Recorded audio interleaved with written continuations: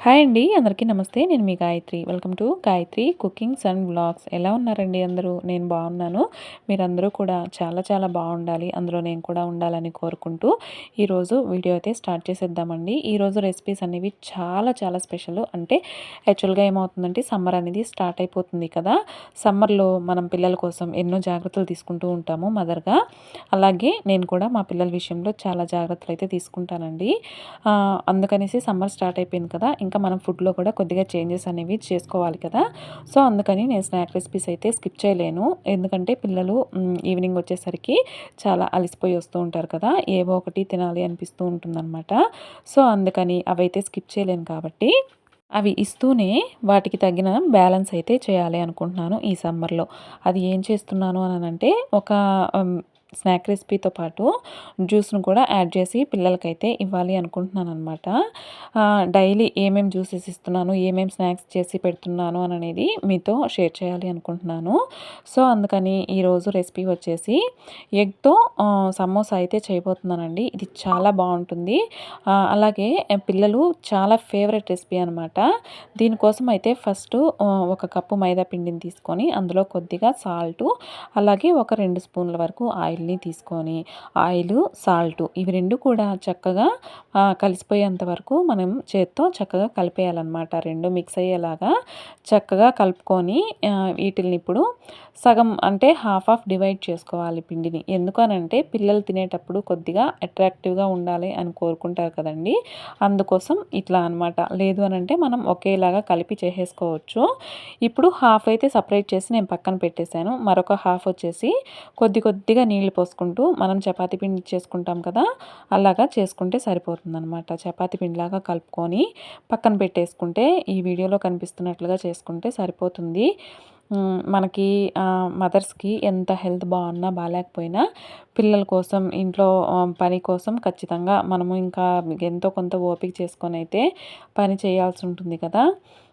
అది మాత్రం కరెక్ట్ అండి. ఎందుకంటే ప్రతి ఒక్కరికి ఏదో ఒక సమస్య, ఏదో ఒక ఇది వస్తూనే ఉంటుంది. కానీ ఏ సమస్య వచ్చినా, ఎంత హెల్త్ బాలేకపోయినా కూడా మనం వీటి నుంచి అయితే తప్పించుకోలేమనమాట. నెక్స్ట్ వచ్చేసి మిగతా పిండిలో కూడా ఒక స్పూన్ వరకు పసుపును వేసుకొని దీన్ని కూడా ఈ విధంగా కొద్దిగా కలర్ఫుల్‌గా కలిపి పక్కన పెట్టుకోవాలి. ఈ విధంగా కలిపి పెట్టుకున్న దాన్ని ఒక 10 నిమిషాల పాటు అలా వదిలేద్దాము. ఎగ్‌ని మామూలుగా బాయిల్ చేసేసాను. ఇందులో ఏం వేయలేదండి. ఉప్పు కానీ, పసుపు కానీ ఏం వేయలేదు. జస్ట్ ఆయిల్ వేసి ఒక 3 ఎగ్స్ ఈ విధంగా బాయిల్ చేసేసాను. ఇందులో ఒక ఆనియన్, అలాగే క్యారెట్టు, క్యాప్సికము, అలాగే చీజ్ కూడా వేస్తున్నాను. అంటే పిల్లలు చాలా ఇష్టంగా తింటారు. ఈ విధంగా ఒక్కసారి చేసి పెట్టండి. ఇది ఖచ్చితంగా ఫేవరెట్ రెసిపీ అయిపోతుందనమాట. ఇంకా ఒక ఉల్లగడ్డనైతే ఈ విధంగా నేను ఉడికించుకొని, ఈ విధంగా తురుముకొని తీసుకున్నాను. మీరు మామూలుగా అయితే స్మాష్ చేసుకొనైనా తీసుకోవచ్చు. దాని తర్వాత కొద్దిగా కొత్తిమీరను కూడా యాడ్ చేసుకునేసి నెక్స్ట్ వచ్చేసి ఇవి ఉంటాయి కదా! జీలకర్ర అలాగే మిరియాల పొడి. నేనైతే మిరియాల పొడిని ఎప్పుడైనా కూడా రోట్లోనే దంచి వేస్తూ ఉంటాననమాట. ఎందుకంటే పక్కనే ఉంటుంది. ఎందుకులే చేసి పెట్టుకోవడం అన్న ఒక ఇదనమాట. లేదు అనంటే పెప్పర్ పొడి అప్పుడప్పుడే కొడతాను. నెక్స్ట్ వచ్చేసి కొద్దిగా గరం మసాలా, కొద్దిగా సాల్టు, అలాగే చాట్ మసాలా ఇవన్నీ వేసుకునేసి చిల్లీ ఫ్లేక్స్ ఇవన్నీ వేసుకొని ఒకసారి అయితే మొత్తాన్ని కూడా బాగా మిక్స్ అయ్యేలాగా చేత్తో కలుపుకుంటే సరిపోతుంది.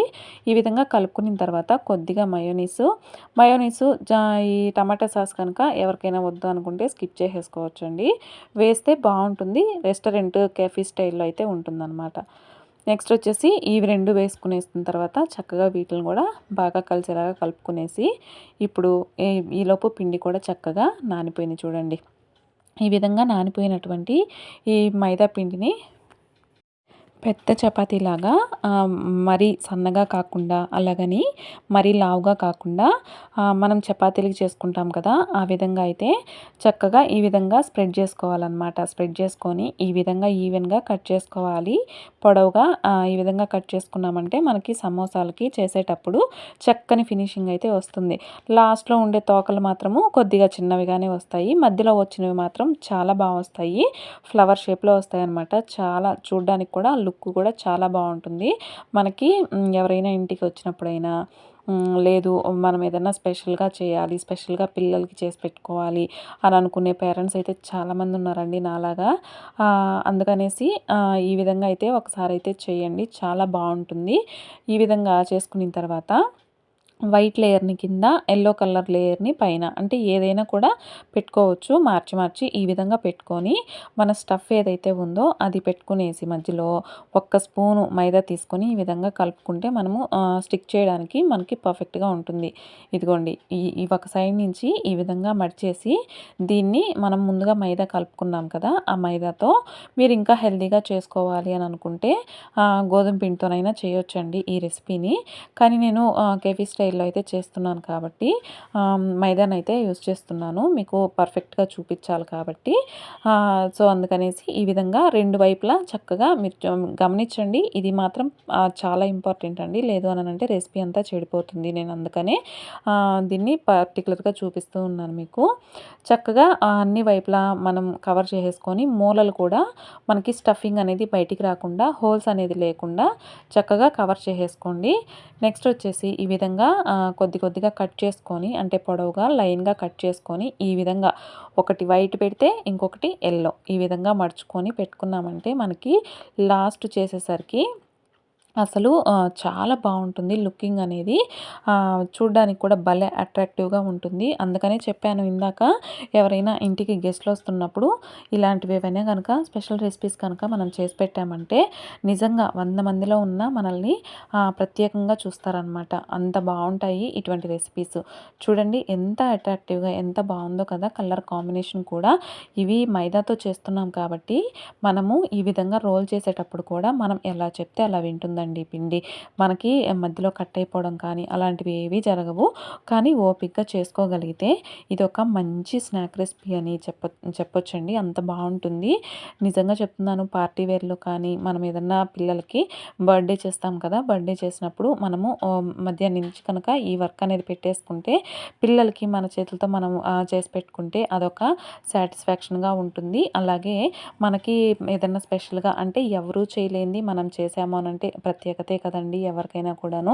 ఇప్పుడు యూట్యూబ్‌లో కూడా చూడండి ఎంతోమంది కష్టపడుతూ ఉంటారు. కానీ అందరికీ సపోర్ట్ దొరకాలంటే కష్టం కదా నాలాగా. కానీ అంటే ఏదో ట్రై చేస్తూ ఉంటారు. వాళ్ళకొచ్చింది చూపిస్తూ ఉంటారు. బట్ ఏంటంటే నేనైతే నేను చేస్తున్నానని కాదు. మామూలుగా ప్రతి ఒక్క వీడియోకండి నాకు కనిపించిన ప్రతి రెసిపీ, ప్రతి వీడియోకైతే నేను ఖచ్చితంగా ఓపెన్ చేసి ఒక లైక్ అయితే ఇస్తూ ఉంటాననమాట. ఎందుకంటే ఆ కష్టం అనేది నాకు తెలుసు కాబట్టి. దానివల్ల నాకొచ్చే నష్టం ఏం లేదు కదా! ఒకరికి నా వల్ల సపోర్ట్ వస్తుంది అనంటే దానికి ఇంకా ఆలోచించడం ఎందుకు చెప్పండి. సో, అందుకని ఒక లైకు, ఒక షేరు అననేది కంపల్సరీగా నాకు ఇంకా నచ్చితే సబ్స్క్రైబ్ చేసుకుంటాననమాట. అలా ఉంటుంది నా మెంటాలిటీ అనేది. నెక్స్ట్ వచ్చేసి డీప్ ఫ్రైకి సరిపడా ఆయిల్‌ని తీసుకొని మనం తయారు చేసి పెట్టుకున్నటువంటి ఈ ఎగ్ సమోసాను మొత్తాన్ని కూడా అందులో వేసేసేయాలనమాట. ఫ్రై అయ్యేలోపు సపోటా జ్యూస్ చేస్తున్నానండి చెప్పలేదు కదా! సపోటా జ్యూస్ అయితే చేస్తున్నాను. వాటిల్ని అయితే చిన్న చిన్న ముక్కలుగా కట్ చేసి పక్కన పెట్టుకున్నాననమాట. ఈలోపు ఇవి చక్కగా అంటే ఫ్రై అయిపోయాయి. రెండో వైపు కూడా టర్న్ చేసుకున్న తర్వాత ఈ గ్యాప్‌లో మనము సపోటా జ్యూస్‌ను కూడా చేసేసుకుందాము. ఫస్ట్ అయితే 2 యాలకులు, అలాగే కట్ చేసి పెట్టుకున్నటువంటి సపోటా ముక్కలు, అలాగే ఒక 5, 6 ఐస్ క్యూబ్స్, అలాగే ఒక 5, 6 స్పూన్ల షుగర్ ప్లేస్‌లో మీరు బ్రౌన్ షుగర్‌నైనా యాడ్ చేసుకోవచ్చు. అంటే అదేనండి బెల్లం ఉంటుంది కదా! బెల్లం తురుమైనా చేసుకోవచ్చనమాట. చూడండి ఎంత చక్కగా ఎగ్ సమోసాలనేవి మనకి రెడీ అయిపోయాయి కదా! చూస్తుంటేనే చాలా టెంప్టింగ్‌గా ఉంది అని అనుకుంటున్నాను. నెక్స్ట్ వచ్చేసి సపోటా జ్యూస్ కూడా మనకి రెడీ అయిపోతూ ఉంది. ఇవన్నీ వేసుకొని మిక్సీ జార్‌లో వేసుకునేసి చక్కగా బ్లెండ్ చేసుకొని మనం పిల్లలకి కనుక ఇచ్చేసామనుకోండి, ఈ సమ్మర్‌కి ఇంతకంటే మంచి స్నాక్ రెసిపీ, స్నాక్ ఫుడ్డు ఏమీ ఉండదనేది నా ఉద్దేశం అనమాట. ఈ రెసిపీ అనేది ఎలా వచ్చింది, ఏంటి మీకందరికీ నచ్చిందా? నచ్చితే కనుక ఖచ్చితంగా సబ్స్క్రైబ్ చేసుకోండి. అలాగే ఇలాంటి స్నాక్ రెసిపీస్ అన్నీ మన ఛానల్‌లో ఇక ముందు చాలానే రాబోతున్నాయండి. ఎందుకంటే నేను స్నాక్స్ రెసిపీ అనేది చాలా చేసుకుంటూ ఉంటాననమాట. అవే మీతో షేర్ చేయాలి అనుకుంటున్నాను. ఈ రెసిపీ కనుక మీ అందరికీ నచ్చిందంటే లైక్ చేయండి, షేర్ చేయండి. మీ ఫ్రెండ్స్‌కి, ఫ్యామిలీ మెంబర్స్‌కి పంపించి సబ్స్క్రైబ్ చేయండి. Thank you for watching.